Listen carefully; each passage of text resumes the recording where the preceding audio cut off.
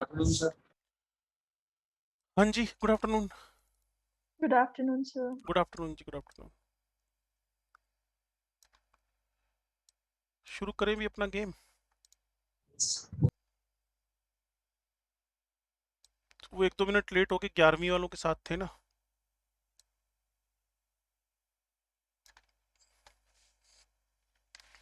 हाँ जी, स्प्लिटिंग तो समझ में आ गई थी आप लोगों को, ये वाली सारी। अब आपको सिर्फ ये बताना है कौन कितनी वैल्यू से डिक्रीज करा और कौन कितनी वैल्यू से इंक्रीज करा। ठीक है भाई, तो स्प्लिटिंग तक का सारा गेम तो क्लियर है आपके दिमाग में। लो जी, ये मेरे पास डी ऑर्बिटल है। ऑक्टाहेड्रल कॉन्फ़िगरेशन सीख रहे हो, ऑक्टाहेड्रल कॉन्फ़िगरेशन सीख रहे हो। अब हुआ क्या जी, यहां से एनर्जी बढ़ गई। पहले ये स्फेरिकल सिमेट्रिकल फील्ड था, अब ये अनसिमेट्रिकल फील्ड हो गया in the field presence of ligand. अगर आपको पता चल गया हो तो यहां से इसके दो टुकड़े हुए कोऑर्डिनेशन नंबर 6 के लिए। क्यों? क्योंकि लीगेंड ने आकर 90 डिग्री पे, अगर बच्चों के वीडियो ऑन नहीं हो गए तो मैं क्लास नहीं पढ़ा रहा भाई। क्लियर ना? नहीं तो फिर आप खुद बाहर हो जाओ या मैं बाहर कर दूंगा आपको। मजाक थोड़ी चल रहा है यार, आपको रोज रोज समझाना पड़ता है। मजाक? तुम क्या क्लास को मजाक समझ बैठे हो क्या?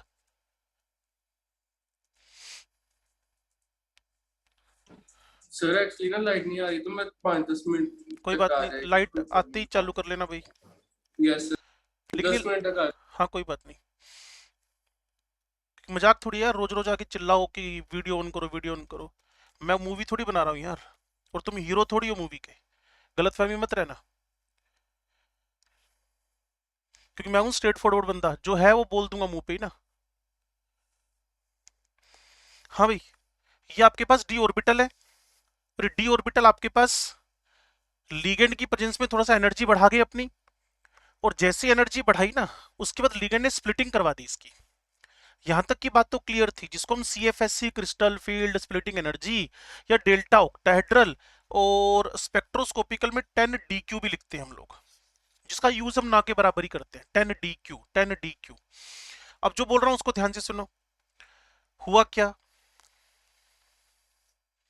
हुआ क्या, जो आप एनर्जी का लेवल रख रहे हो ना, ये वाला, इसको मैं अलग से बना देता हूँ एक और पेज पे, जिसमें मैंने ना आपको एनर्जी का डिस्ट्रीब्यूशन समझाना है, कौन कितना कम हुआ कौन कितना ज्यादा हुआ।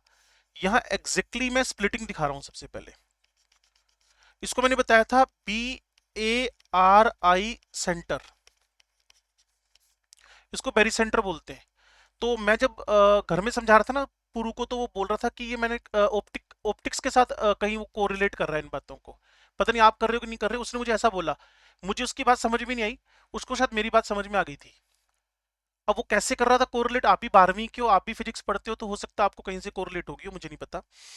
तो यस ऐसा कुछ है क्या? यस सर, चलो, थोड़ा सा। थोड़ा सा, चलो जितना भी है लेकिन समझ में आना चाहिए।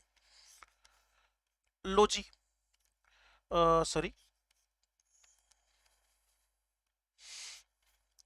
ये DXY है, DYZ है, DXZ है। ये D(x²-y²) है, ये DZ² है। अब जो बात मैं आपको बोलना चाहता हूं, बस उस पर फोकस कर लेना तुम लोग ना। मेरे पास D सबशेल के अंदर 5 ऑर्बिटल है। एक सबशेल के 5 ऑर्बिटल, तो सबको डिस्ट्रीब्यूशन क्या हो गया? 1/5, 1/5, 1/5, 1/5।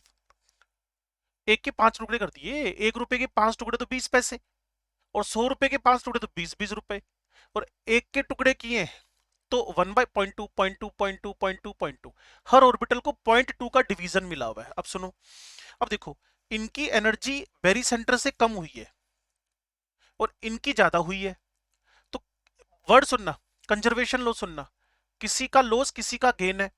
तो भाई, अगर इन्होंने एनर्जी लूज की है, वो सारी की सारी एनर्जी बेरी सेंटर से आगे, ये +3/5 डेल्टा ऑक्टाहेड्रल, मतलब 0.6, 0.2, 0.2, 0.2, 0.2, 3 बार, तो 0.6 डेल्टा ऑक्टल इनकी बढ़ी है। और जो ऊपर वालों का गेन है, ऊपर वालों ने जो गेन की है, वो किसी का लॉस तो हुआ है। तो नीचे में लिखूंगा इसको, अगर आप मेरे को परफेक्टली सुन पा रहे हो, तो -2/5 delta octahedral is equal to 0.4, बस माइनस का साइन है, डेल्टा ऑक्टाहेड्रल।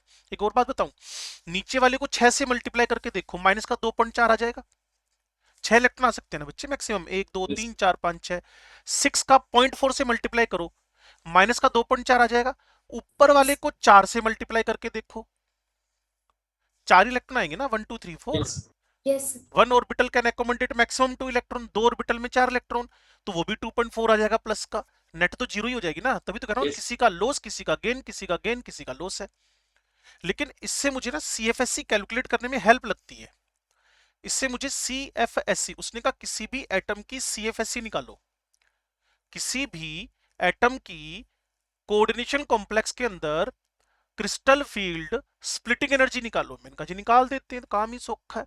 क्या करोगे, माइनस का 2/5 delta octahedral and electrons of the, ये कौन है भाई, T2G, और इसकी पावर लगा दी x। x कौन है जी, इलेक्ट्रॉन्स। लो जी, प्लस का 3/5 डेल्टा ऑक्टाहेड्रल, यहां लगा दिया Eg और इसके इलेक्ट्रॉन्स लगा दिए y। और जिसको एक्स वाई समझना है वो मैं लिख देता हूं, ये electrons in the Eg and x पहले है ना, T2G एंड Eg ऑर्बिटल्स है। Electrons in the T2G Eg orbitals है। मान लो एक ही इलेक्ट्रॉन है और ऑक्टाहेड्रल कॉम्प्लेक्स बन रहा है, तो वो इलेक्ट्रॉन तो यहीं टिकेगा ना, ऊपर थोड़ी चला जाएगा सीधा। दूसरा इलेक्ट्रॉन आया वो भी यहीं टिकेगा, तीसरा आया वो भी यहीं टिकेगा। बताऊंगा अभी बोर्ड पे ना, electron configuration in the presence of weak and strong ligand बताऊंगा अभी मैं। लेकिन एक जनरल बात कर रहा हूं कि एक इलेक्ट्रॉन आया तो भी यहीं आ गया, दूसरा उसके पड़ोस में। हंस रूल सुना होगा ना, हंस rule, yes maximum electron should be unpaired, maximum electron unpaired आने चाहिए। पहला आया, दूसरा आया, तीसरा। अब अगर लीगेंड स्ट्रॉन्ग है, ये वाली एनर्जी का डिफरेंस ज्यादा है, वो जो डेल्टा ऑक्टाहेड्रल वाली एनर्जी का डिफरेंस ज्यादा है, ये वाला गैप ज्यादा है, तो फिर इलेक्ट्रॉन नीचे ही भर जाएगा, क्योंकि ऊपर जाने की हिम्मत ही नहीं है, ताकत ही नहीं है, एनर्जी नहीं है। वो मैं बताने वाला हूं आपको थोड़ी देर में। बस उसके अकॉर्डिंगली मल्टीप्लाई करते जाओ, सीएफएससी कैलकुलेट करते चले जाओ। एक बार पीछे चलते हैं जी। मैंने बच्चों को बताया था कि किस तरीके से क्रिस्टल फील्ड स्प्लिटिंग हुई, और एक लाइन में मिस कर गया था परसों, जानबूझकर टाइम खत्म हो गया था, कि किन्हीं की एनर्जी, वो जो T2G थे, जो नीचे वाले T2G XYYZ XZ T2G, और क्यों T2G की एनर्जी कम हुई है, दिमाग में ठूस ठूस के भर जाना चाहिए। क्यों कम हुई, क्योंकि उन पर रिपल्शन कम लगा। और why the Eg orbitals have high energy, क्योंकि उन पर रिपल्शन ज्यादा हुआ। अब उन पर रिपल्शन ज्यादा क्यों हुआ, परसों क्लास में जो जो बच्चे तो इन्हीं में से किसी से पूछ लेते हैं, जैसे तरणप्रीत से पूछ रहा हूं कि Eg वालों की एनर्जी ज्यादा क्यों हुई। आवाज नहीं आ रही तरण, आवाज नहीं आ रही, रिपल्शन ज्यादा था क्यों ज्यादा थे। क्योंकि सर उनकी एनर्जी थोड़ी ज्यादा थी। घोटाला हो गया। अनमोल प्रीत बताना, अनमोल मीत।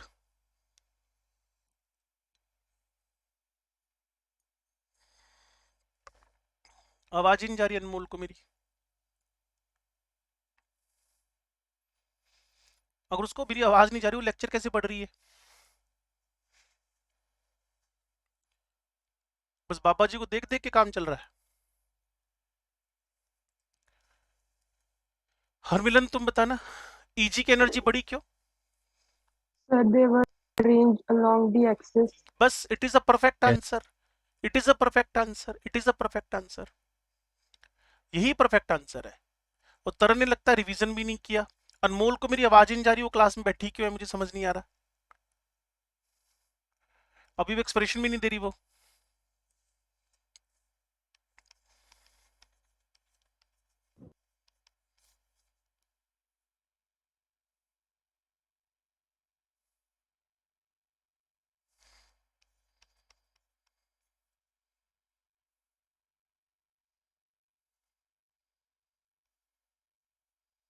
बाहर होगी वो।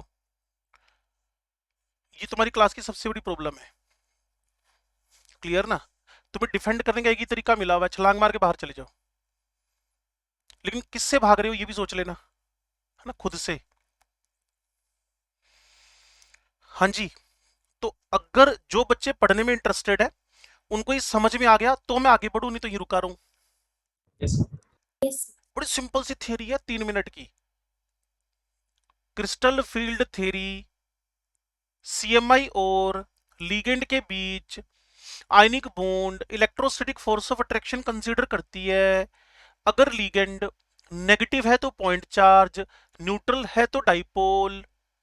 जब मैं कोऑर्डिनेशन नंबर 6 को समझाने चला तो सीएमआई के पास 5 ऑर्बिटल थे डी, उसमें से 3 T2G थे, 2 EG थे। T2G वाले इन बिटवीन एक्सिस थे, EG वाले अलोंग द एक्सिस थे। जब लीगेंड ने 90 डिग्री पर अप्रोच करी तो हरमिलन ने परफेक्ट आंसर दिया कि T2G वालों पे रिपल्शन कम लगा, EG वाले जो अलोंग द एक्सिस थे d x square minus y square d z square पे रिपल्शन ज्यादा लगा। रिपल्शन ज्यादा लगते ही भाई साहब उछल के ऊपर की तरफ चले गए, तो इनकी एनर्जी 3/5 प्लस 0.6 डेल्टा ऑक्टेटल से बढ़ गई। और जो T2G वाले थे, क्लियर, उनकी एनर्जी -2/5 डेल्टा ऑक्टेटल घट गई। और इन सबके इलेक्ट्रॉन के साथ मल्टीप्लाई करके जब आप निकालोगे तो उसको CFSC बोलेंगे। बस इतनी सी बात थी। चेक कर लो भाई, ये कोऑर्डिनेशन नंबर 6 की इंफॉर्मेशन है। एक एक वर्ड को ध्यान से देख लो, कुछ भी ना समझ में आए तो मेरे से पूछ लो, मैंने कितनी बार समझा दिया आपको ये, क्योंकि इसके बगैर मेरी सब्जेक्ट आगे नहीं चलेगी भाई। और इसको सीख लिया तो आप और मैं दोनों विनर हैं, पक्के विनर हैं। हम तो हर बार पढ़ाते हुए हो ही जाते हैं, तुमने पहली बार होना है विनर कोऑर्डिनेशन केमिस्ट्री का, इसलिए तुम्हारी इंपॉर्टेंस ज्यादा है इसमें कि तुम विनर बन रहे हो कि नहीं बन रहे हो। मैं तो बन ही जाता हूँ, समझ में आया तो भी बन जाता हूँ, नहीं समझ में आया तो भी बन जाता हूँ मैं तो विनर, कि मैंने करवा दिया।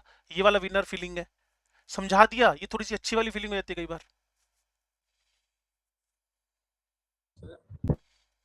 हाँ जी बोले। सर पिछला पेज था जो आपने पिछला, ले अभी पिछला पेज देख ले, सेम ये भी लिखा था जो। यस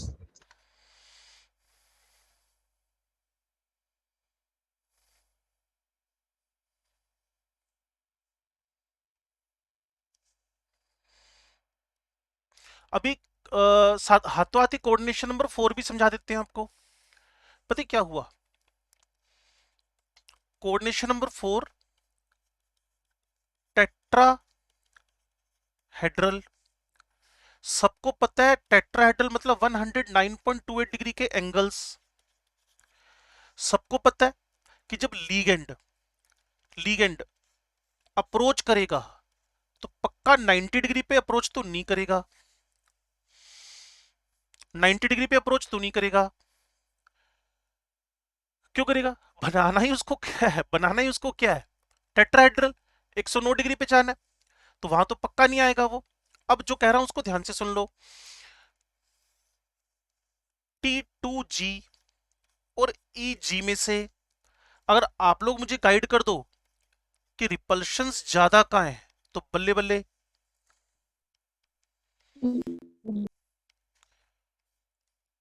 हाँ T2G जो अलोंग द एक्सिस नहीं है, DXY YZ XZ, ठीक है जी। और EG वाले आपको पता ही है, क्लियर।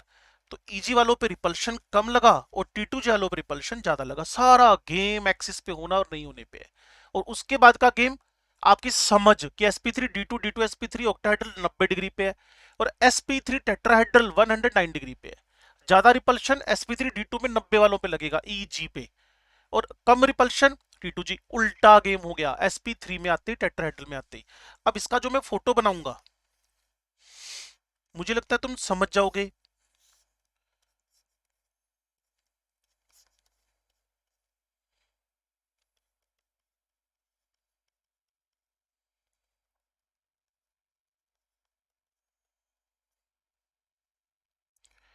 हे महान लोगों, delta tetrahedral crystal field splitting energy for the tetrahedral, crystal field splitting energy for the tetrahedral. अब थोड़ा सा अगर आप मुझे गाइड करो तो मजा आ जाएगा। ये BARI सेंटर बेरी सेंटर है, ये कितने से प्लस हुआ? 2/5 2/5 डेल्टा टेट्राहेड्रल। कितने से माइनस हुआ? 3/5 डेल्टा टेट्राहेड्रल। अच्छी बात है। तो रिपल्शन CFSC में ज्यादा ऑक्टाहेड्रल में ज्यादा होएगा कि टेट्राहेड्रल में ज्यादा होएगा? सेम मेटल आयन हो, सेम टाइप ऑफ लिगेंड हो, सेम चार्ज हो, एवरीथिंग इज सेम, तो ज्यादा रिपल्शन कहाँ लगता है तुम्हें, टेट्राहेड्रल पे कि ऑक्टाहेड्रल पे? सोच समझ के जवाब देना। अच्छा, फाइट ज्यादा सर कहाँ होगी, 6 लोग लड़ने आएंगे कि 4 लोग लड़ने आएंगे? 6 बात ही खत्म हो गई। यस तो थोड़ा सा एप्टीट्यूड लगा के जवाब सोचो ना। एक्चुअल में तुम ना अभी तक ना 11वीं वाली इन्फिनिटी में जी रहे हो। प्रॉब्लम ये है कि मैं क्वेश्चन का आंसर तो आज तक कभी दे ही नहीं पाया, जबकि हमारे जो 11वीं 12वीं कम पढ़कर है उनके भी मुंह खुलवा लिए हमने तो दूसरे तीसरे दिन ही बच्चों के बोलने लग गए वो। अब तुम्हारे पास मौका है एक्चुअल में ना, तुम ना मौके के साथ खेल रहे हो भी। अगर टीचर क्वेश्चन पूछेगा मैं नहीं दे पाया तो मैं भाग जाऊंगा यहाँ से। ऑफलाइन में बच्चे के पास इलाज ही नहीं होता, दरवाजा तोड़ के थोड़ी भागेगा वो। सामने बैठा है क्या बिगाड़ लेगा वो, तो उसको डील कर लेते हैं हम लोग प्रॉपरली। क्लियर ना? ये तुम्हारे पास मौका है ना, तुम उस मौके का फायदा उठा रहे हो, नेगेटिव वाला फायदा उठा रहे हो जो तुम्हारे लिए फायदेमंद है नहीं। अब जो बात कह रहा हूं ध्यान से सुनो और समझो। और 20-20 मिनट में ज्वाइन कर रहे हैं लोग बाग। अभी एक बच्चा आ रहा है, पता नहीं कौन आ रहा है, तो मैंने वापस मीटिंग लॉक कर दी है। आप में से कोई बाहर जाए तो मेरे को मैसेज कर देना, अभी मैं वापस अनलॉक कर दूंगा। हाँ भाई, तो ऑक्टाहेड्रल की CFSC टेट्राहेड्रल की CFSC से ऑलवेज ही ज्यादा होगी। इवन इतना भी कंफर्म है कि जो crystal field splitting energy of the octahedral है अप्रोक्सीमेट 2 गुना है। अप्रोक्सीमेट, मैं इसको लिख के बता देता हूं। Delta octahedral, delta tetrahedral. तो अगर मैं इसका 4/9 कर दूं या मैं इसका 9/4 कर दूं, एक ही बात है।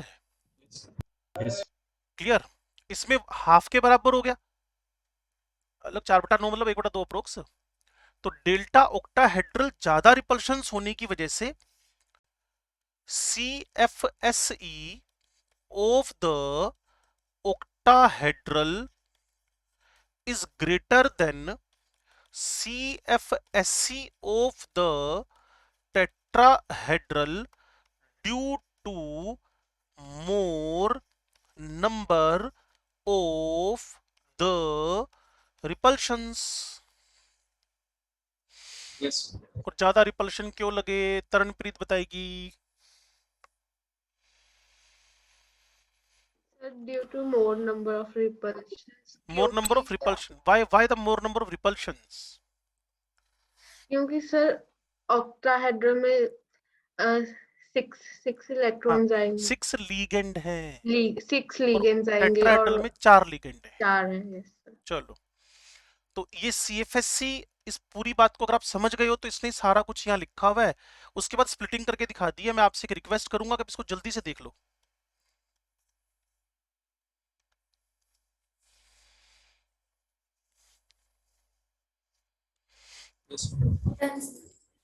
ठीक है ना? चलो, इसके बाद crystal field splitting of square planar complex समझा रहा है। Crystal field splitting of the square planar, crystal field splitting of the square planar. ध्यान से सुनना और समझना।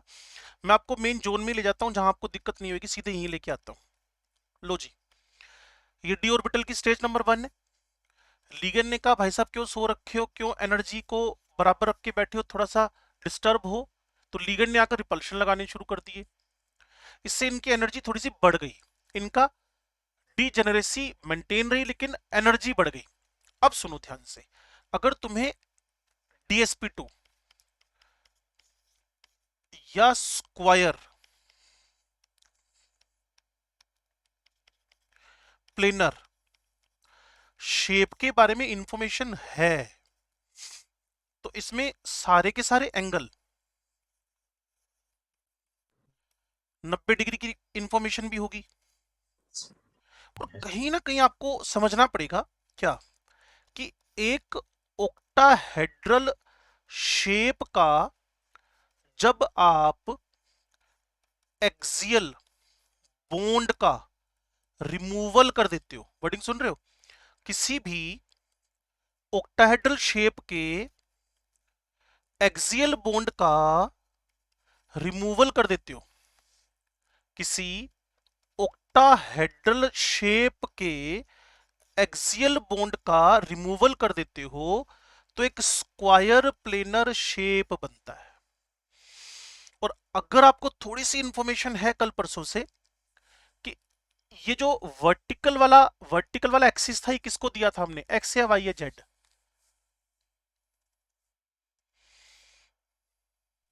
थोड़ा मेमोरी में भी दिक्कत है।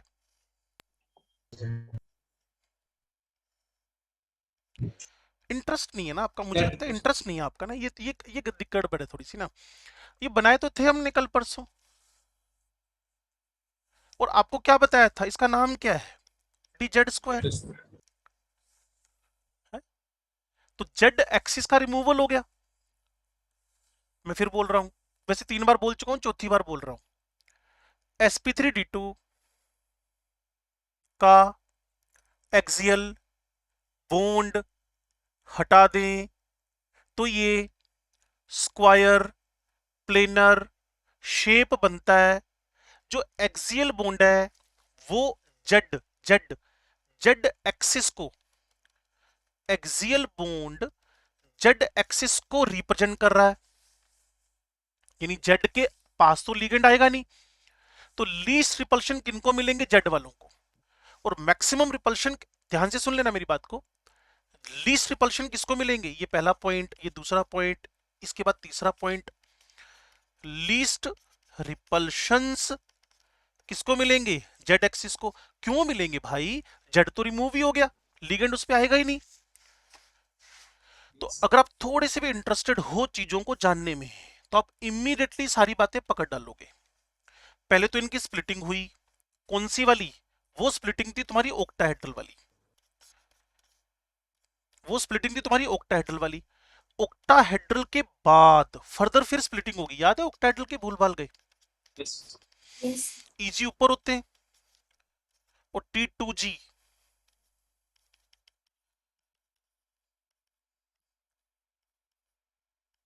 नीचे होते हैं। अब इसके जेड को रिपल्शन मिल रहे हैं कम, इसके जेड को रिपल्शन मिल रहे हैं कम। तरन बताएगी इसके जेड को रिपल्शन कम क्यों मिल रहा है? क्योंकि सर उसके पास लिगेंड आएगा ही नहीं। हाँ, वो है ही नहीं, ये नहीं बोलना तुमने उसके पास लिगेंड आएगा ही नहीं, बोलो वो है ही नहीं। Yes sir. वो स्क्वायर प्लेनर के अंदर जेड एक्सिस है ही नहीं, वो हमने रिमूव कर दिया है, कहां से, from octahedral to square planar. तो इन दोनों का जब एनर्जी डिस्ट्रीब्यूशन हुआ तो रिपल्शन किस पे ज्यादा लगे किस पे कम लगे आपको पता चल गया होगा, d x square minus y square, ये कौन है भाई, डी जेड स्क्वायर। इन दोनों की स्प्लिटिंग तो ऐसी हो गई। अब इनके अंदर से ये बच गया, ये भी बच गया, लो जी बच गए, तो नीचे चलो, d y z d x z, और इस वाले पे रिपल्शन ज्यादा लगे तो ये भाई साहब यहां आ गए। और याद करना कितना आसान हो गया, एक्स वाई वालों पे रिपल्शन ज्यादा है और जेड वालों पे रिपल्शन कम है। और जो जो जो जो अलोंग द एक्सिस था, जो अलोंग द एक्सिस था, अगर कोई बोलेगा ये जेड स्क्वायर और ये जेड जेड, इनमें से किस में रिपल्शन ज्यादा है, तो आप बोलोगे जेड स्क्वायर पे, क्योंकि वो अलोंग द एक्सिस है, 90 डिग्री पर है ना। तो अगर आप एग्जैक्टली बात को समझोगे, सेकंड थर्ड को मिलाकर देखो, सेकंड में से किसी भी ऑक्टाहेड्रल का मैंने एक जेड एक्सिस रिमूव कर दिया तो उससे मेरे पास एक स्क्वायर प्लेनर शेप आ गया, जिसकी वजह से लिगेंड का जेड पे रिपल्शन नहीं हुआ। तो मैंने फिर वापस ऑक्टाहेड्रल बनाया, ऑक्टाहेड्रल बनाकर उसके x square minus y square d z square में से जेड स्क्वायर नीचे कर दिया, और x y y z x z में से एक्स जेड और वाई जेड फिर नीचे कर दिया, और जो तुम्हारे जेड जेड थे वो ऊपर ले गया। अब तुमसे कभी पूछेगा decreasing order of energies of different orbitals after splitting in the square planar, तो d x square minus y square d x y, ये सबसे बड़ा हिंट होएगा 4 ऑप्शन में। 4 ऑप्शन की जगह अगर 8 ऑप्शन बने ना तो उसको लगेगा कि ऑप्शन में वैरायटी देनी है, 5 ऑर्बिटल है, उनमें वैरायटी 4 ही रखनी है, 4 ऑप्शन बनाने हैं, उसके लिए बड़ा औखा काम हो जाएगा। तो आप पहली हिंट यहां से निकाल लेना कि x why should be on upper hand. उसके बाद कौन आया अभी, जेड स्क्वायर। और बाकी जेड वालों में से, बाकी जेड वालों में से जो आपका स्क्वायर वाला जेड है उसकी एनर्जी ज्यादा होगी, क्योंकि ऑलरेडी ऊपर बैठा था। Yes.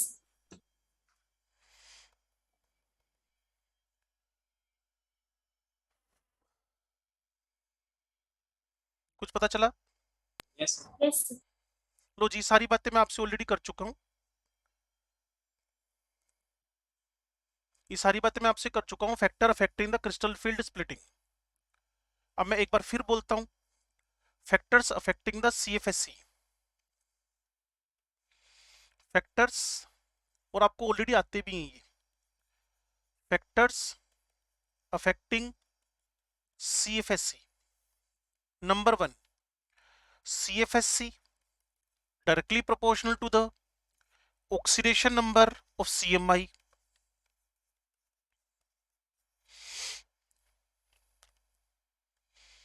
Oxidation number of CMI, जितना ज्यादा ऑक्सीडेशन नंबर बढ़ेगा, सोच के देखो ना इस बात को, जितना ज्यादा ऑक्सीडेशन नंबर होएगा उतना उसने लिगेंड को ज्यादा अट्रैक्ट करना है।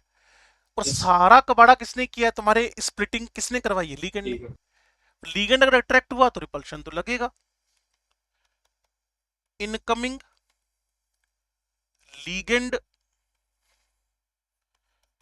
अट्रैक्टेड मोर, और जितना अट्रैक्टेड होएगा आके सारा के सारा डिस्टरबेंस, केओस, एंट्रोपी उसी ने क्रिएट करनी है। Number 2, nature of CMI, 3D वालों से 4D, 4D वालों से 5D, क्योंकि न्यूक्लियस की इफेक्टिवनेस बढ़ती जा रही है। CFSC directly proportional to the,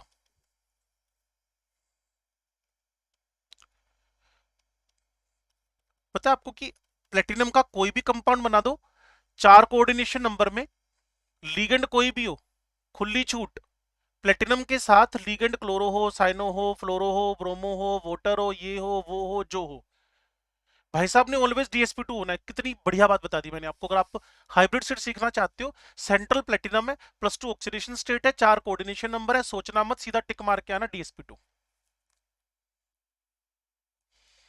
CFSC, क्योंकि उसने CFSC इतनी भयानक कर दी है, और ये CFSC का इंक्रीजिंग ऑर्डर है।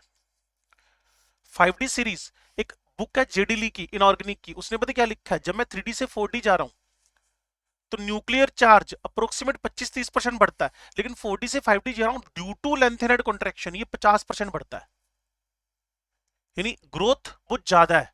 Nuclear charge, not effective nuclear charge, nuclear charge. और वही तो पहला था, वही दूसरा। भाई प्लस का चार्ज बढ़ेगा, ENC बढ़ेगा, और टॉप से बॉटम जा रहे हो, फिर न्यूक्लियर चार्ज। आपको पता है 3D से 4D, आज पीरियोडिक टेबल करवा रहा था एक बैच के अंदर में, यहाँ 18 इलेक्ट्रॉन बढ़े, प्रोटॉन बढ़े, और 4D से 5D जाते जाते आप इतना तो जानते हो 32 प्रोटॉन बढ़ रहे हैं। Yes. टाइटेनियम से नीचे जर्कोनियम है, 18 जुड़ते हैं, 22 और 40, 22 एंड 40। और जैसे ही मैं जर्कोनियम से हाफेनियम पे आता हूं 32 प्रोटॉन जुड़ते हैं। जबरदस्त स्क्रीनिंग पूर हो गई, जबरदस्त।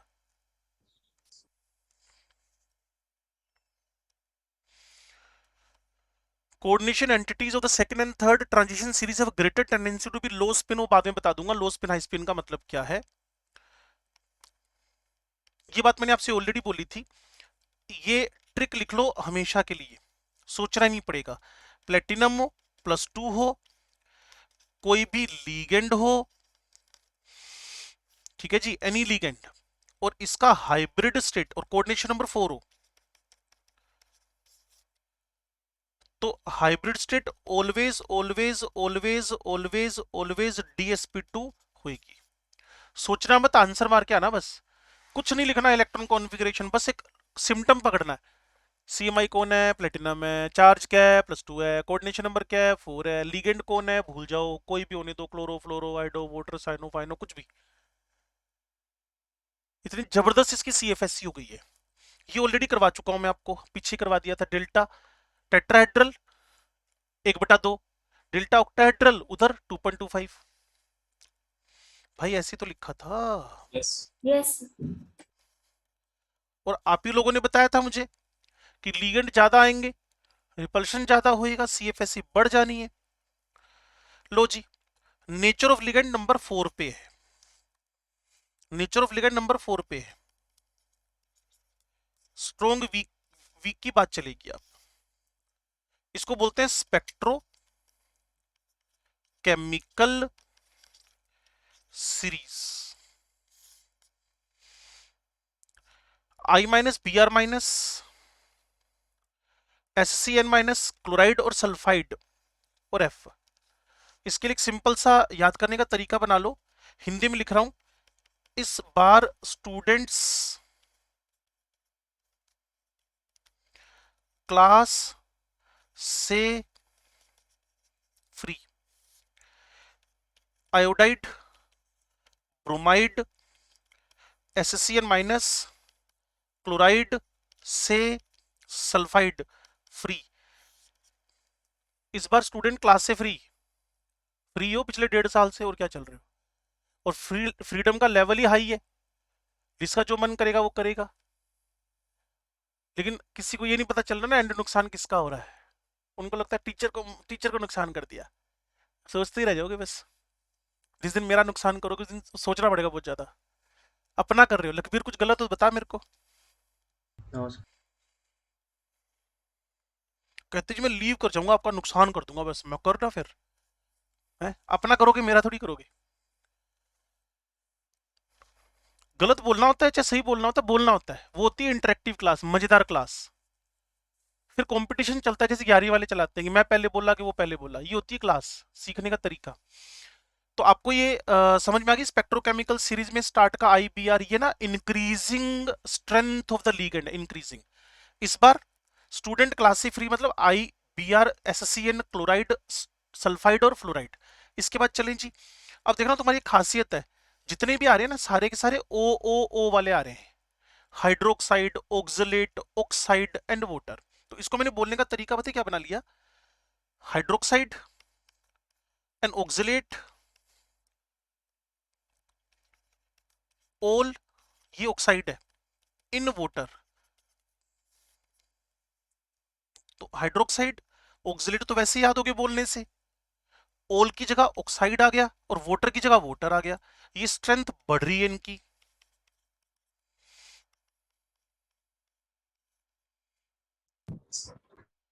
पानी से ज्यादा, हाइड्रोक्साइड से ज्यादा स्ट्रेंथ पानी की है।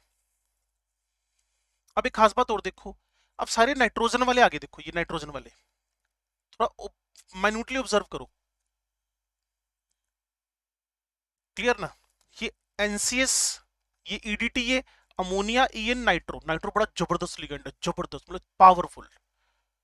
तो अब इसके लिए सिंपल बात है, इसको एक जनरल ऑर्डर में यहीं पढ़ा रहने दो। अगर इसका कोई स्टार्ट करना चाहते हो, इस बार स्टूडेंट क्लास से फ्री हो गए, hydroxide, oxalate, all in water हो गए, तो अब इसके लिए जनरल नाइट्रोजन कंटेनिंग लिख लेना बस। नाइट्रोजन कंटेनिंग, नाइट्रोजन कंटेनिंग वो कौन है जी? नाइट्रोजन कंटेनिंग का पहला target NCS, isothiocyanate, EDTA-4 nitrogen containing, ammonia nitrogen containing, and then ethylene diamine nitrogen containing, and उसके बाद नाइट्रो, जबरदस्त पावरफुल लिगेंड नाइट्रोजन कंटेनिंग। क्यों भाई? और लास्ट एंड फाइनल पावर से पावरफुल, ताकतवर डोन है ये दोनों, साइनाइड एंड कार्बोनिल। डोन है, डोन ऑफ लिगेंड्स, साइनाइड और कार्बोनिल।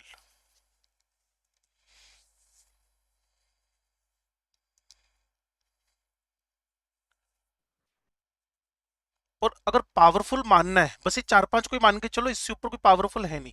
वैसे तो 3 के अलावा मुझे आज तक कोई ढंग से नजर आए भी नहीं। ऊपर के 3 बस, कार्बोनिल, साइनाइड और NO2-। ये जबरदस्त और पावरफुल लिगेंड है। अब इनको अप्लाई कैसे करना है इस पर बात करते हैं जी। अब मैं इलेक्ट्रॉन कॉन्फ़िगरेशन सिखा रहा हूं, फिर मैं उन पेजेस पर लेकर आऊंगा आपको। मेरे साथ टिकना, बस ये मान के चलो अब ये आपका लास्ट राउंड है हाइब्रिड स्टेट निकालने का। टिकना और इस बात को समझना। अगर कभी भी D1 D2 D3 कॉन्फ़िगरेशन आ जाए, अगर कभी भी CMI का सेंट्रल मेटल एटम और आयन का D1 D2 D3 कॉन्फ़िगरेशन आ जाए, तो चाहे आपके पास वीक लिगेंड हो, चाहे आपके पास स्ट्रॉन्ग लिगेंड हो, जब आप कॉन्फ़िगरेशन भरने लगते हो, जब आप कॉन्फ़िगरेशन लिखने लगते हो, तो CFSC यानी स्ट्रेंथ ऑफ लिगेंड मैटर नहीं कर रही है। Strength of ligand doesn't matter. ऐसा क्यों? वैसे पता तो आपको चल गया होगा, नहीं पता चला तो मेरे साथ टिकना पड़ेगा फिर आपको। Coordination number 6 3 2, coordination number 6 3 2, coordination number 6 3 और 2। इसके बीच में कौन है? Delta octahedral. इसके बीच में कौन है? Delta octahedral. इसके बीच में कौन है? Delta octahedral. मान लो D1 कॉन्फ़िगरेशन है और वीक लिगेंड है, तो आपने कहा ठीक है एक इलेक्ट्रॉन भर दो, किसके अंदर? T2G के अंदर। मैंने नहीं नहीं यार स्ट्रॉन्ग लिगेंड है, आपने कहा स्ट्रॉन्ग लिगेंड है, डेल्टा ऑक्टाहेड्रल बढ़ गया, लेकिन इलेक्ट्रॉन तो नीचे ही आएगा पहले। यार किसी भी बिल्डिंग में मान लो 8 फ्लोर है, लेकिन क्या तुम सीधे 7वें फ्लोर पे पैर रखते हो क्या? ग्राउंड से चलोगे ना यार। यस 0 1 2 3 4 5 ऐसे चलोगे ना। तो चाहे वीक लिगेंड हो चाहे स्ट्रॉन्ग लिगेंड हो, हाँ वीक आने से फर्क ही जरूर पड़ा कि CFSC बढ़ गई, डेल्टा ऑक्टेड्रल बढ़ गया, लेकिन इलेक्ट्रॉन तो इसी में आएगा। 2 होने पर हर्ट्ज रूल लगेगा और 3 होने पर भी हर्ट्ज रूल लगेगा। हर्ट्ज रूल क्या है? Maximum should be unpaired in the degenerate orbitals. अब जो बात मैं आपको कह रहा हूं, देखो ये एम्प्टी पड़े हुए, ये एम्प्टी पड़े हुए, ये एम्प्टी पड़े हुए, इनको इजीली, जिनको आप इजी बोल रहे हो,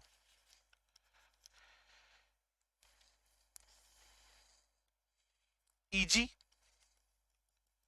orbitals can be used easily by the ligands for hybridization। तो हाइब्रिडेशन का टाइप क्या होएगा? T2sp3। मैं कोऑर्डिनेशन नंबर 6 सिखा रहा हूं। मैं 6 लिगेंड लेके आ रहा हूं। सेंट्रल मेटल का कॉन्फ़िगरेशन D1 था। लिगेंड की स्ट्रेंथ मेरे लिए मैटर नहीं कर रही D1 में, लिगेंड की स्ट्रेंथ मैटर नहीं कर रही D2 में, लिगेंड की स्ट्रेंथ मैटर नहीं कर रही D3 में, लिगेंड की strength D1 D2 D3 configuration में मैटर ही नहीं कर रही।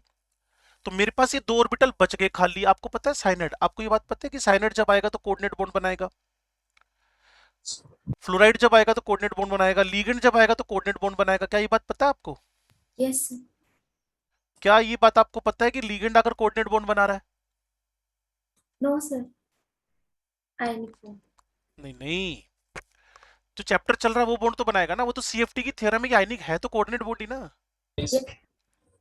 वो तो उसकी थॉट थी, मैंने बोला था अकॉर्डिंग टू CFT वो कंसीडर कर रहा है इट इज आयनिक बॉन्ड, है तो कोऑर्डिनेट बॉन्ड। और मैंने एक लाइन भी बोली थी, बाद में जाकर इसका सबसे बड़ा ड्रॉबैक बनेगा कि इसने सारे बॉन्ड को आयनिक माना, लेकिन इतना तो हमें पता है ना कि कोऑर्डिनेट बॉन्ड है वो। और Yes. कोऑर्डिनेट बॉन्ड बनने में आपको CMI के पास एम्प्टी ऑर्बिटल चाहिए होता है कि भरा हुआ ऑर्बिटल चाहिए होता है? एम्प्टी चाहिए होता है ना। तो ये 2 ऑर्बिटल एम्प्टी पड़े, ये एम्प्टी पड़े, एम्प्टी पड़े, तो लोअर लेवल के 2 एम्प्टी ऑर्बिटल D2, एक S और अगले वाले 3 P। तो हाइब्रिड स्टेट कैसी निकला इसकी? D2sp3। अभी और समझ में आएगी बात, आगे चलता हूं। मान लो मेरे पास कॉन्फ़िगरेशन D8 D9 D10 है CMI का,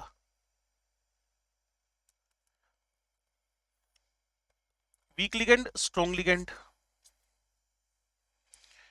यहां कॉन्फ़िगरेशन मैंने लिख दिया, ये T2G है, ये EG है। वीक लिगेंड हो तो डेल्टा ऑक्टाहेड्रल कम होता है, लेकिन अगर स्ट्रॉन्ग लिगेंड हो, थोड़ा अपर लेवल पे बना दो, तब डेल्टा ऑक्टाहेड्रल ज्यादा होता है। पी का मतलब क्या है? Pairing energy. अब आपके पास D8 कॉन्फ़िगरेशन भरना है, दोनों में आपने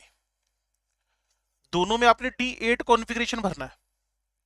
तो पहला इलेक्ट्रॉन, दूसरा इलेक्ट्रॉन, तीसरा इलेक्ट्रॉन, डेल्टा कम है, चौथा इलेक्ट्रॉन, फोर्थ इलेक्ट्रॉन के बाद पांचवा इलेक्ट्रॉन,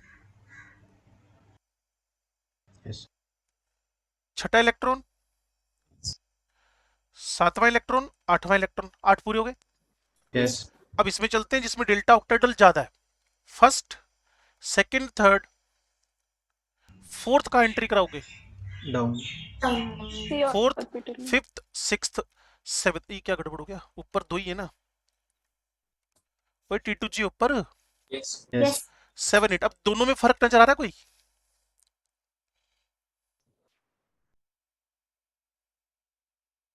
No, sir. जब भी आपके पास D8, D9, D10 कॉन्फ़िगरेशन हो तो आपके पास strength of ligand again matter नहीं कर रही है। Yes. मान लो D9 भरना है आपने, दोनों के लिए ऐसे दिमाग में भर के देखो।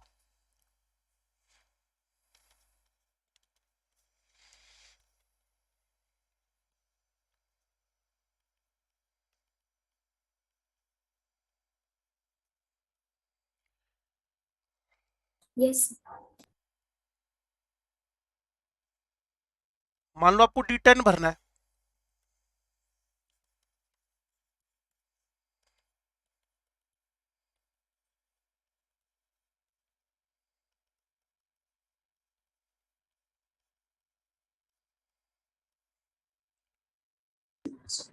Yes.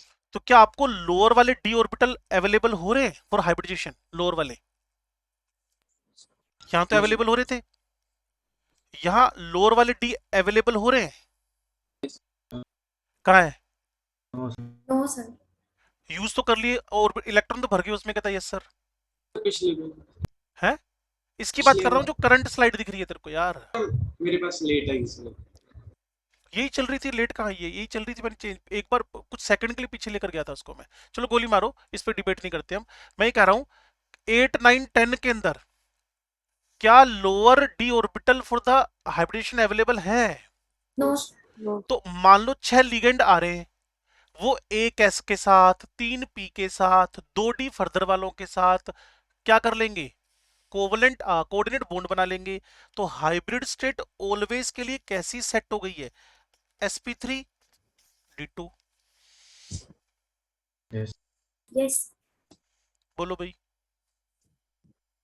Yes. लो जी, अब चलते हैं D4 पे। अब लेते हैं जी वीक लिगेंड,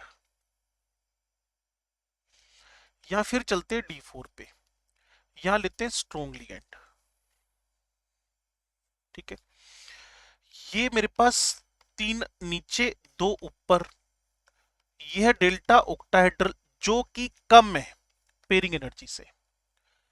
ये मेरे पास 3 ऑर्बिटल, ये मेरे पास 2 ऑर्बिटल। ऑक्टाहेड्रल कॉम्प्लेक्सेस में 3 ऊपर 2 नीचे तो नहीं होते? तो ये सही लिखा है Yes. Yes. मेरे ख्याल में। 2 नीचे 3 ऊपर होते हैं, No, sir. No. No, sir. No. फिर कहाँ होते हैं वो? Tetrahedral.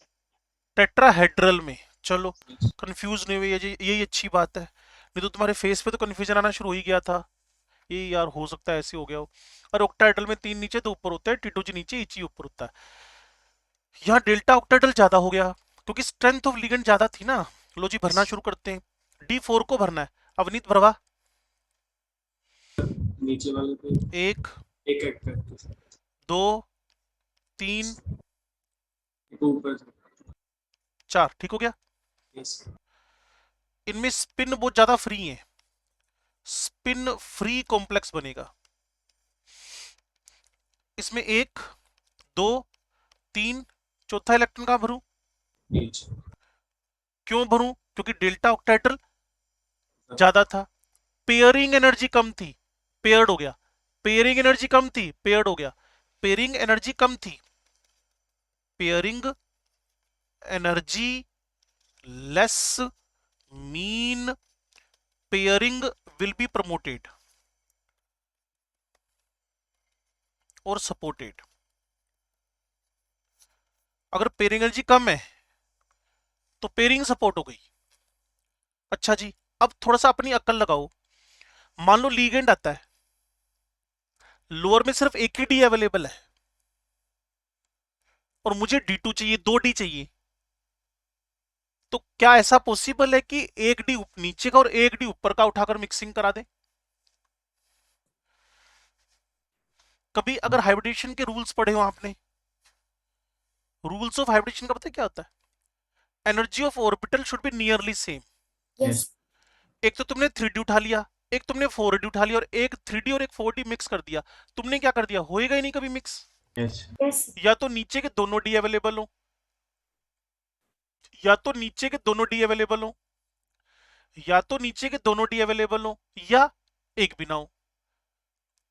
तो आप मुझे इसकी हाइब्रिड स्टेट के बारे में प्रिडिक्ट कर सकते हो कि पहले केस में हाइब्रिड स्टेट क्या होगी?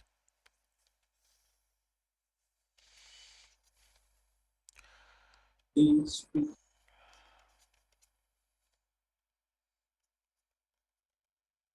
क्या होगी कोऑर्डिनेशन नंबर 6 में? DSP3 DSP3।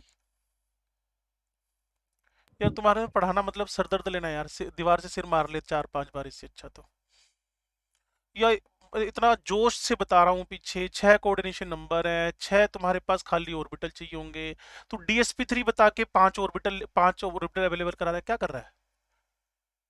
अब मैं क्या करूं यार, मैं यही बोलूंगा और क्या बोलूंगा तुम लोगों को? पिछले 6 दिन से पूरा जोर मार रहा हूं और तुम्हें कोई फायदा ही नहीं, फर्क ही नहीं पड़ रहा इन चीजों से यार। ऐसे कैसे चल सकता है काम? मैं क्या बोलूं, अब कुछ है ही नहीं मेरे पास, खत्म होगी कहानी। 6 लीगेंड आ रहे हैं तो कौन सा होएगा? कहता DSP3।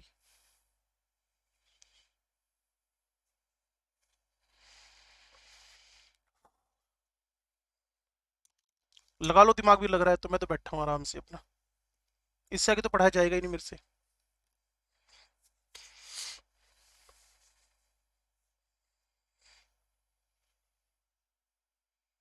जवाब है तो बता देना भाई।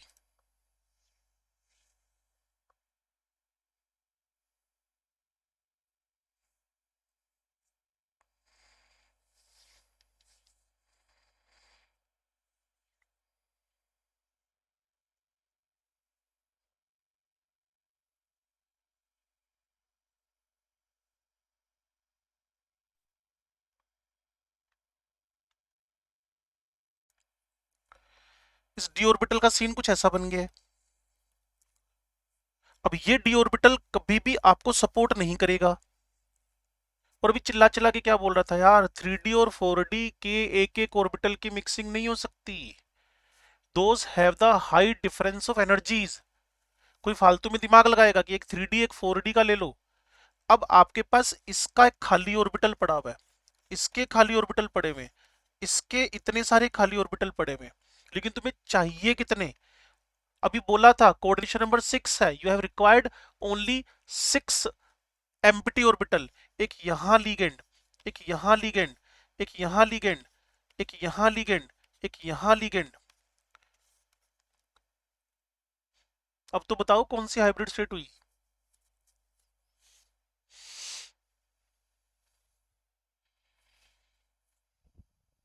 D2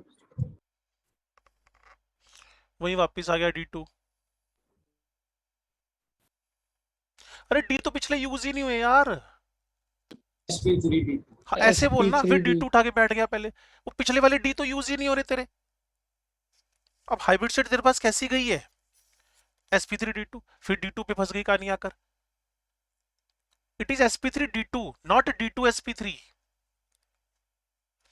और तुझे फर्क समझना पड़ेगा, जो इतनी देर से मैं चिल्ला चिल्ला के बोल रहा हूं कि अगर तेरे पास sp3d2 है, तो ये भी n शेल है, ये भी n शेल है, ये भी n शेल है। और जब तू D2sp3 की बात कर रहा है तो ये n-1d है और ये n है और ये भी n है। अब इस इलेक्ट्रॉन कॉन्फ़िगरेशन में ये यूज नहीं हो पा रहा क्योंकि इसके पास एक ही एम्प्टी है, अगले वाले के पास खाली खाली खाली, जितने खाली चाहिए इस 444 के पास है, n के पास है। अब आप में से कोई कहेगा डी के पास तो 5 है, डी के पास तो 5 है, आगे एस के पास भी एक पड़ा, ये थोड़ी है कि सारे मिक्स 6 ही चाहिए ना, तो कोई भी लोअर एनर्जी के 6 ले लो आउटर मोस्ट से, एक एक एक, इसका एक, इसके 2, इसके 3, इसके 2, तो हाइब्रिड सेट आपके पास क्या निकल गया, sp3d2। अब थोड़ा सा पीछे चलते हैं, अब बताओ इस वाले में क्या सीन बनाओगे, अगले वाले में D4 में स्ट्रॉन्ग लिगेंड आ गया, D2, D2 क्या D2, D2sp D2sp3. सिंपल, क्योंकि अवेलेबल है हमारे पास ये, इनको बोलते हैं स्पिन पेयर्ड, वो स्पिन फ्री था, यहां स्पिन की पेयरिंग स्टार्ट हो गई, स्पिन पेयर्ड कॉम्प्लेक्सेस, वो स्पिन फ्री है, ये स्पिन पेयर्ड है।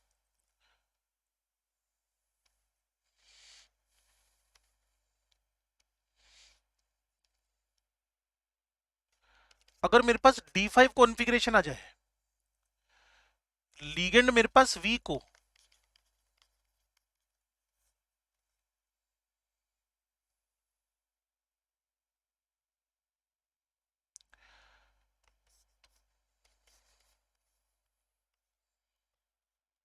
डेल्टा ऑक्टाहेड्रल कम रह गया क्योंकि लीगेंड वीक है, पेयरिंग एनर्जी ज्यादा, तो पेयरिंग को सपोर्ट नहीं मिलेगा।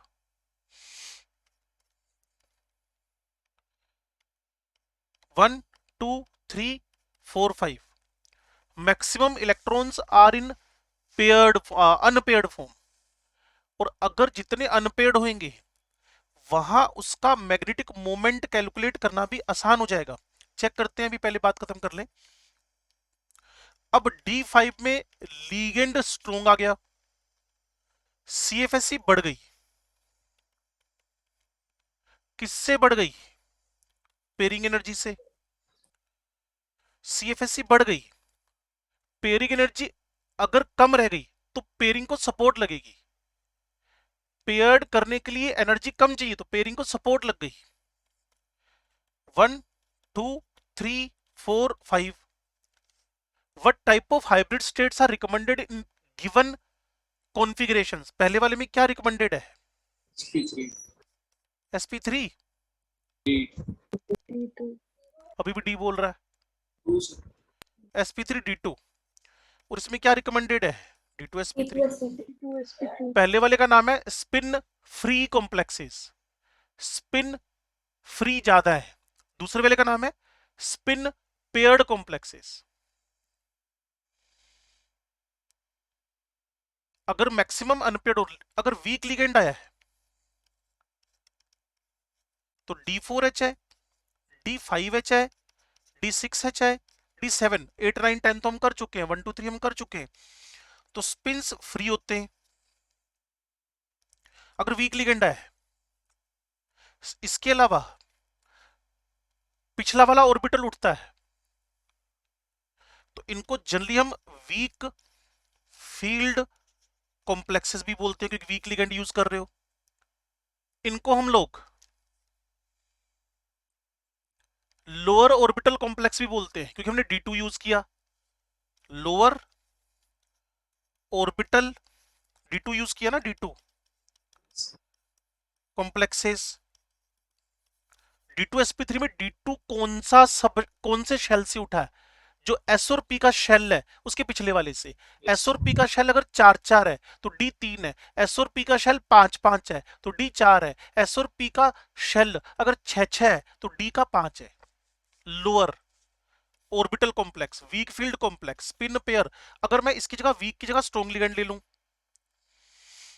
तो गेम सारे पलटी मार जाएंगे। Strong ligand D4 D5 D6 D7, क्या बोल दोगे, spin paired complexes, sp3d2 sorry इसमें हायर स्पिन ऊपर था सर ऊपर मेरी गलती है मेरी गलती है मेरी गलती है वो मेरी गलती है मेरी गलती है क्योंकि आप तो मानते नहीं ना मेरी गलती हुई है तो मैं तो मान लूंगा sp3d2 है ये हायर ऑर्बिटल कॉम्प्लेक्सेस है हायर ऑर्बिटल ये मेरी गलती थी यहाँ d2sp3 तो यहाँ लोअर ऑर्बिटल कॉम्प्लेक्सेस है ये मेरी मिस्टेक थी मैंने यहाँ सुधारा है ऊपर वाले यूज हुए थे आपके सामने तो हुए हैं अभी d4 में 5 में और 6 में ना और 7 में 4 में आपके सामने सीन बना हुआ है 5 में भी आपके सामने सीन बना हुआ है अब इसको प्रैक्टिस में डालने के लिए एग्जांपल उठाते हैं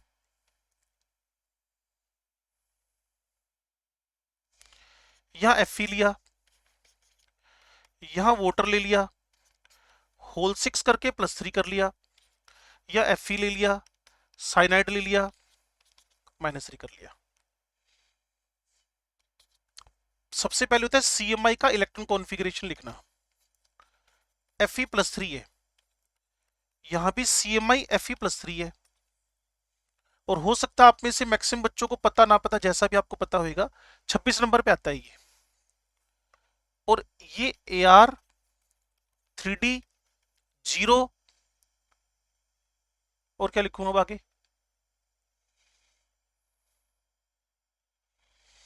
चलो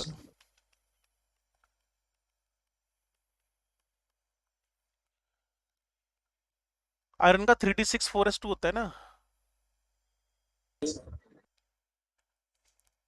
आयरन का 3d6 4s2 होता है ना iron 3d6 4s2 26 number Yes.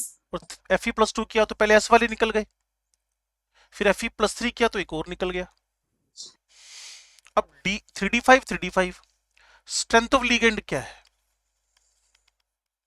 Voter अभी पीछे पड़ा उस बेस पे पता चल गया ये वीक है या लिगेंड कौन है साइनाइड हो सकता है पता चल गया हो ये स्ट्रॉन्ग है Yes. अब क्या होएगा अगर दिमाग लगा सकते हो तो इसमें T2GEG इसमें T2GEG पहले T2G के इलेक्ट्रॉन्स भरेंगे 1 2 3 और ऊपर भी 2 भर गए इसमें 1 2 3 4 5 और ये खाली रह गया अरे डेल्टा ऑक्टाहेड्रल यहां कम हो गया था और Yes. यहां डेल्टा ऑक्टाहेड्रल ज्यादा हो गया था Yes. तो hybrid state of the FeH2O whole 6 sp3d2 Yes. और इसकी d2 SP. ये 1 ये 2 अनपेड इलेक्ट्रॉन किसके पास ज्यादा है First. First. 5 इसके पास अनपेड इलेक्ट्रॉन कितने हैं 1.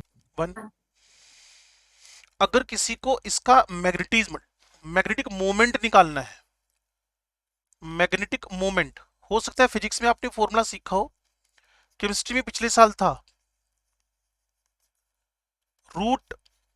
√NN+2 BM और जो N है ये अनपेयर्ड इलेक्ट्रॉन्स को रिप्रेजेंट कर रहा है तो पहले वाले का म्यू √5 5+2 √35 35 √35 का सोल्व करने के बाद 5.93 अप्रोक्स दूसरे वाले का म्यू एक ही अनपेयर्ड है √3 1.732 कई बार हम बच्चों को एक ट्रिक बता देते हैं फर्स्ट डिजिट देख लिया करो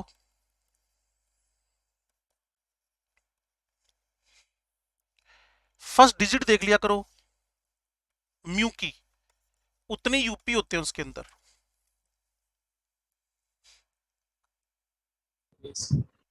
म्यू कितना आ रखा है 5.93 इसकी पहली डिजिट क्या है 5 इतने अनपेड है ही 5 उसके पास और दूसरे वाले का म्यू कितना आ रखा है 1.732, पहली डिजिट क्या है 1, उतने अनपेड इलेक्ट्रॉन है 1। Yes. ये अब एक्सप्लेन करना शुरू कर रहा है आपको डिस्ट्रीब्यूशन ऑफ इलेक्ट्रॉन्स को, कम हो गया ज्यादा हो गया, नाम दिए हुए weak field, high spin, clear, strong field, लो स्पिन, और ये उसने D1 D2 D से D10 तक कॉन्फ़िगरेशन सिखा रखे हैं। अब मैं आपको अगले 2 मिनट तक इनवाइट कर रहा हूं, पूरे 120 सेकेंड्स, जल्दी से इन सबको देख लो और फायदा आप ही को होगा। सबसे पहले 1 2 3 देखना, पहला सेट,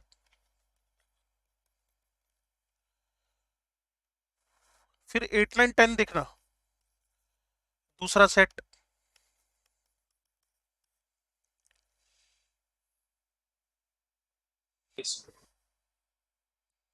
Yes. फिर 45 67 देखना, तीसरा सेट,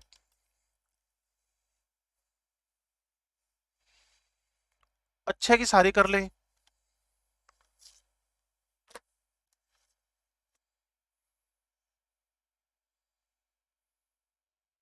Done.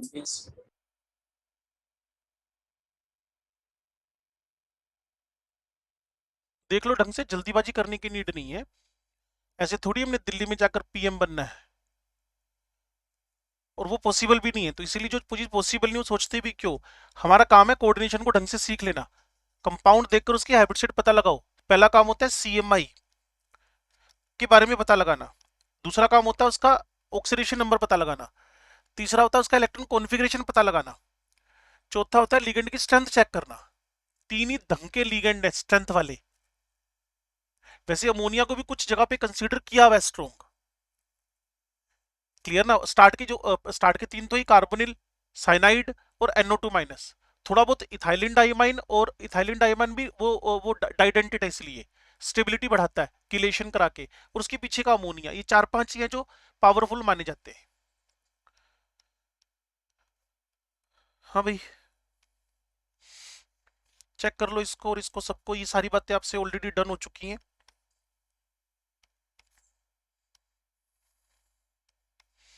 अब वही एग्जांपल जो मैंने करवाया वो लिटरली सेम इसने दे दिया है, इसका सॉल्यूशन पढ़ लो।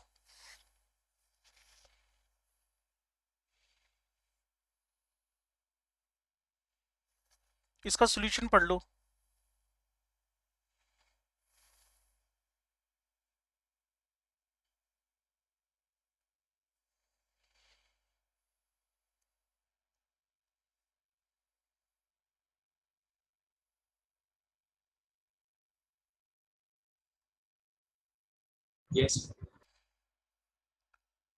कॉन्टिन्यूसली चल रहा है सॉल्यूशन, पहला वाला कैसा हाइब्रिड, दूसरे वाला कैसा हाइब्रिड, ये तुम्हें पता चल जाना है। अब CFSC की कैलकुलेशन एक मैं वहां करने से रह गया, उसके अंदर मैं वो बचा हुआ पार्ट भी सोल्व कर देता हूं। मुझे अगर CFSC कैलकुलेट करनी है, पहले वाले की CFSC, crystal field splitting energy calculate करनी है, तो आपको पता है पहले नीचे 3 गए हैं, तो वो -2/5, कितने इलेक्ट्रॉन्स पड़े हुए हैं उसके अंदर, T2G3 इंटू 3, T2G3 मतलब इंटू 3, फिर प्लस लिखा 3/5, वो ऊपर गए हुए हैं 2, कितने इलेक्ट्रॉन 2 इंटू 2,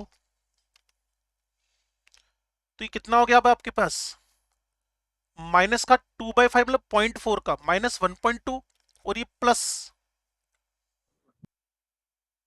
1.2, यहां भी नहीं बोल रहे देखो।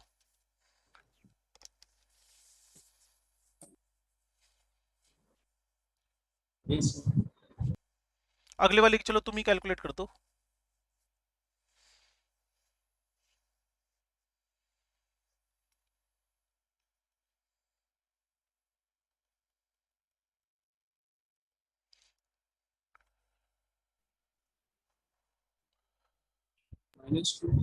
हैं? कितना? Minus. Yes. माइनस minus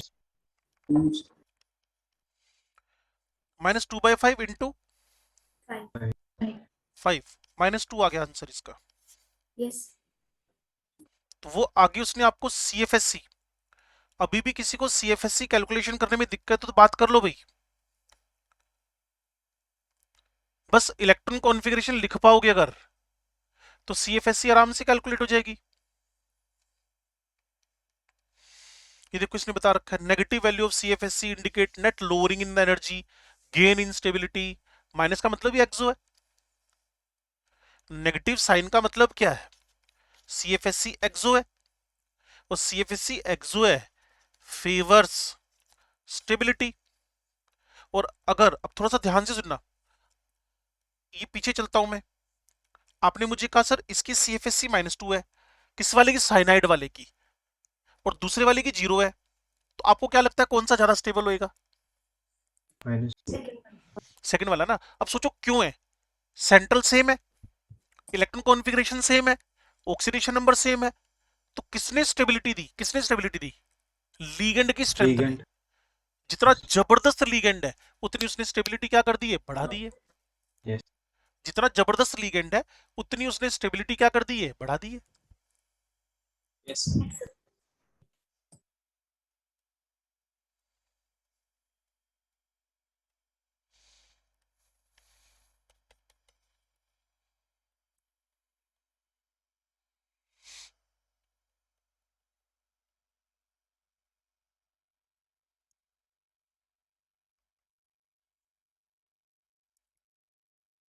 अब देखो D4 का क्लियर, ये CFSC कैलकुलेट करा रहा है अगर वीक लिगेंड है और स्ट्रॉन्ग लिगेंड है। वीक लिगेंड हो तो कॉन्फ़िगरेशन मेरे ख्याल में T2G 3 EG1 हो गया, इसमें T2G 4 EG0 हो गया। Yes.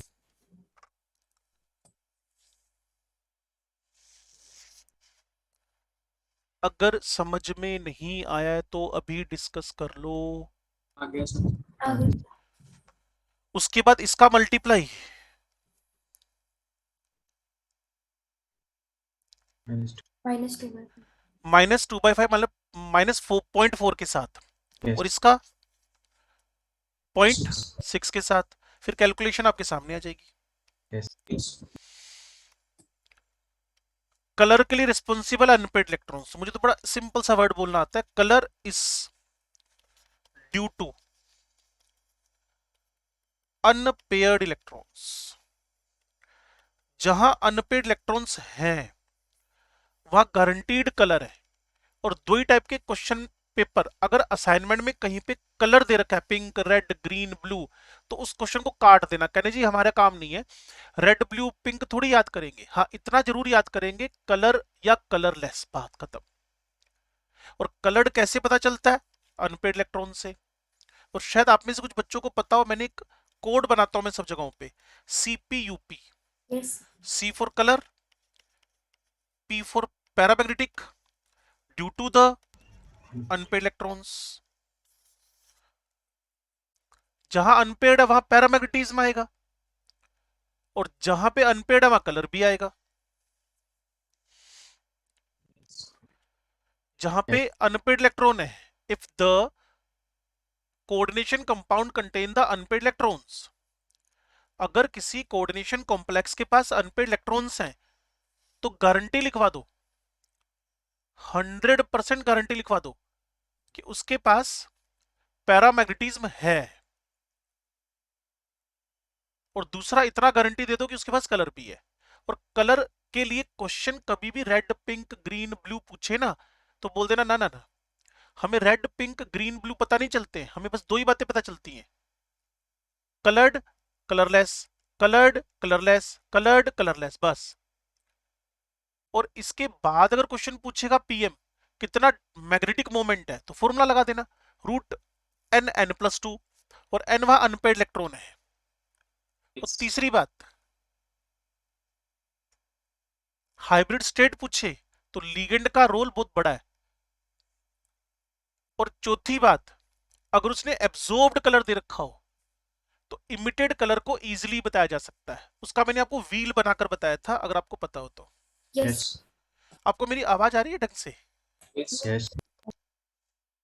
चलो, वो कलर व्हील ये रहा, लेकिन मैंने इससे कुछ अलग बना रखा है। वो आप में से कुछ बच्चों को पता होगा। V I B B G Y G Y O R. एक बार क्वेश्चन आया था बस, वो भी जेई एडवांस में आया था। उस बंदे ने क्वेश्चन पूछा था कि एब्जॉर्ब्ड अगर ऑरेंज है तो अपीयर्ड कैसा है, ब्लू। और उसके बाद आज तक कभी भी हिस्ट्री में क्वेश्चन ये नहीं बना कि कंपाउंड किस कलर का है। ना पीएमटी की हिस्ट्री में ना जेई की हिस्ट्री में कभी क्वेश्चन नहीं बना। एक ही क्वेश्चन बना, ऑरेंज एब्जॉर्ब्ड है। ये ऑथेंटिक भी है क्वेश्चन, कोई कलर व्हील से हो रहा है ये। और उसको याद करने का तरीका आपको बता दिया है, VIP BG YG YUR. If the violet is absorbed yellow green. और उसका परफेक्ट आंसर आ रहा था। एक दो दिन में कोशिश करके यहाँ कट पेस्ट कर लूंगा उस क्वेश्चन को ना, उस क्वेश्चन को बता दो दिया ही है वैसे आपको। ऑथेंटिसिटी के लिए प्रिंटेड फॉर्म में ले आऊंगा। तो अगर ऑरेंज एब्जॉर्ब्ड है तो ब्लू दिखता है बस। और कहीं भी उसने दे रखा है इन चार कंपाउंड के आगे कलर मैच करवा रखे हैं, तो उस क्वेश्चन को काट दो यार। बकवास क्वेश्चन, बोगस क्वेश्चन है वो।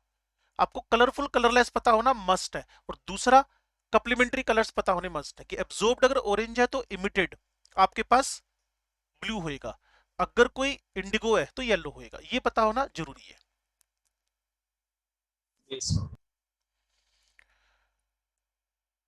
ठीक है भाई। Yes.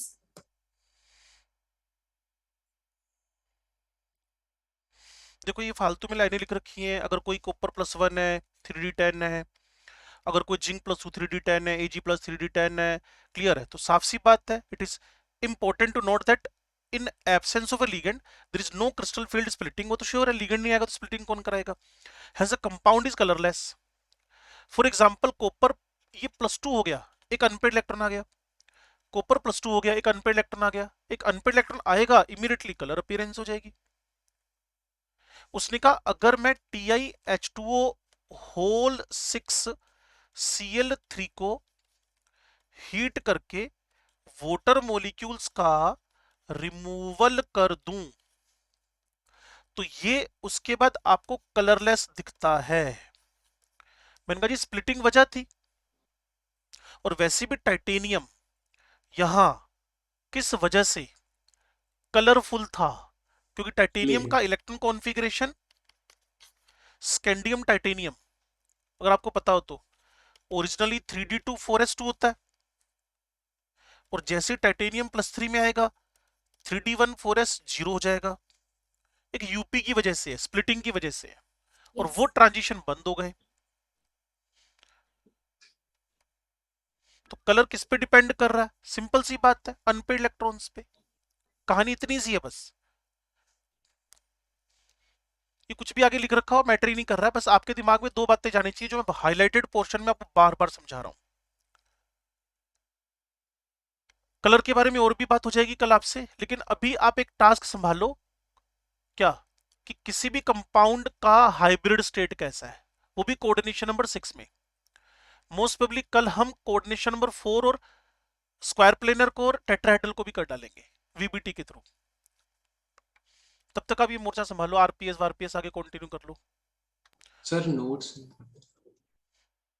जवाब तो तुम देते नहीं यार, और एक्सपेक्टेशन तुम्हारी हाई लेवल की इन सब चीजों में।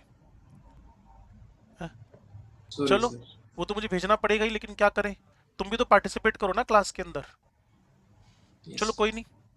Excuse me sir. हाँ जी। सर मेरे को ब्रॉडकास्ट लिस्ट में ऐड कर लेना। हाय हेलो तो तूने लिखा नहीं मेरे को, जल्दी लिख, मैं अभी ऐड करता हूँ। Yes sir. Thank you sir. Okay ji.